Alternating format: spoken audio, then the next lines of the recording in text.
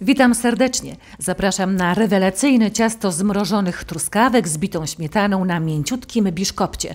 To ciasto możesz robić przez okrągły rok, nie czekając na świeże truskawki. Zrób je razem ze mną, krok po kroku. Zapraszam. A oto przepis na biszkopt. Mieszamy 100 g mąki pszennej z 50 g skrobi ziemniaczanej.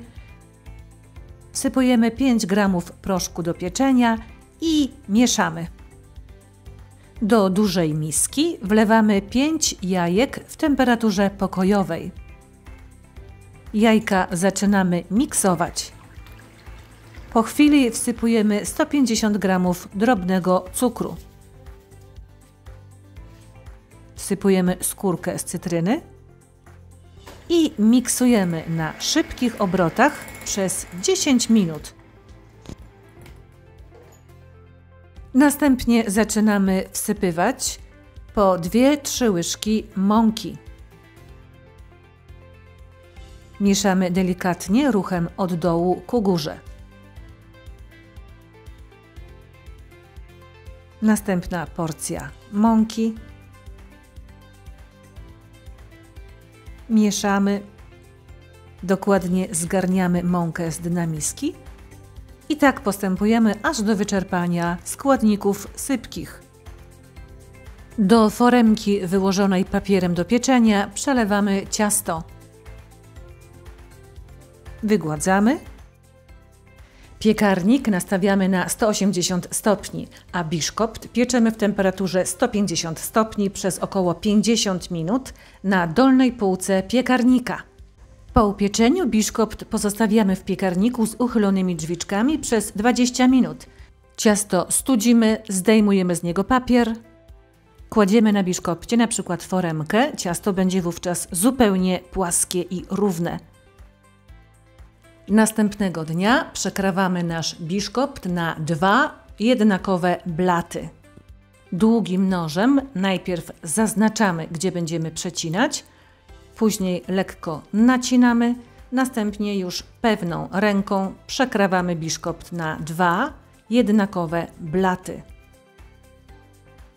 Podczas przekrawania nóż pozostaje ciągle w tej samej pozycji.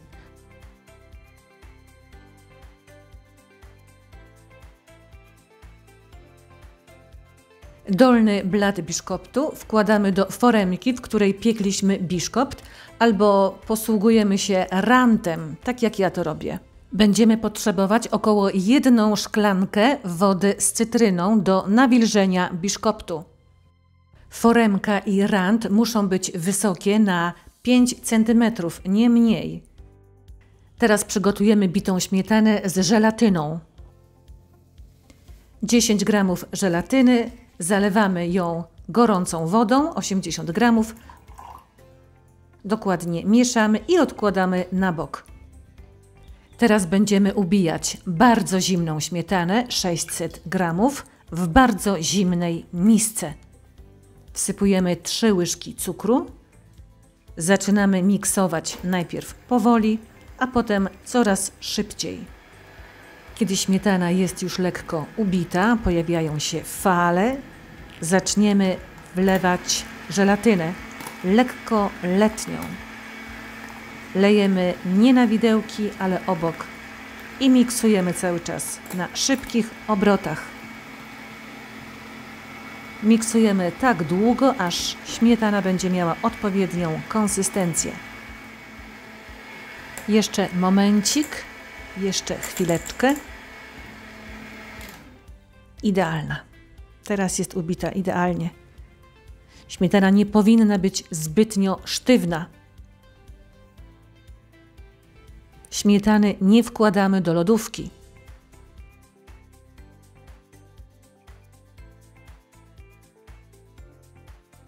Na biszkopt nakładamy 3/4 śmietany.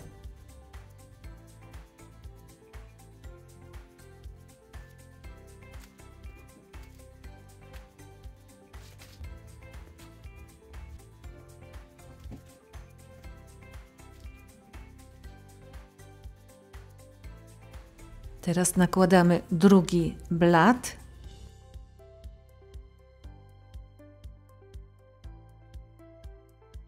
Leciutko przyciskamy, ale leciutko. Biszkopt nawilżamy wodą z cytryną. Na lekko nawilżony biszkopt nakładamy resztę kremu. Tym razem będzie cieniutka warstwa kremu.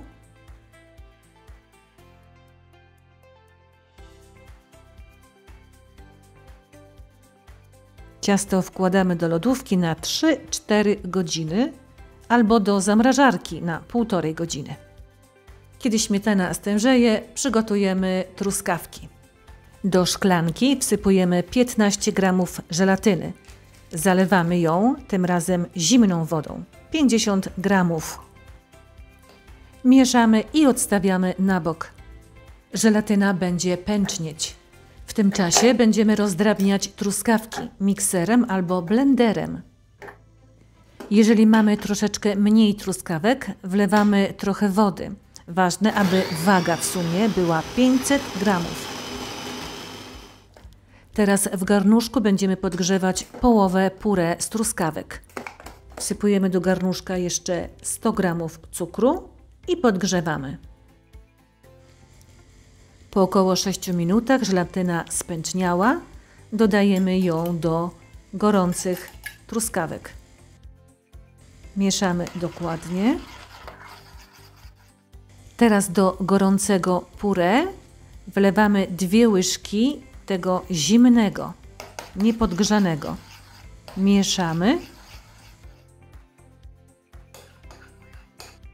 Następnie do reszty zimnego puree wlewamy to z żelatyną.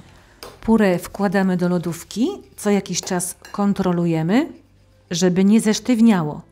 Kiedy puree truskawkowe będzie już zimne, wyciągamy ciasto z lodówki i polewamy je puree truskawkowym.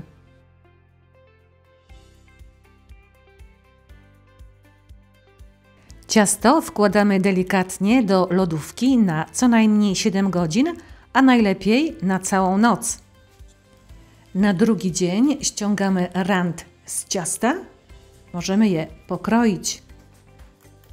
Ciasto wygląda bardzo apetycznie.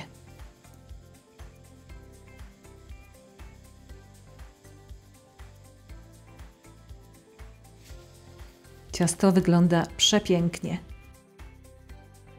Teraz je pokroimy, zobaczymy, jak wygląda w środku. Jest bardzo mięciutkie. Wspaniale się prezentuje. Zobaczymy, jak smakuje.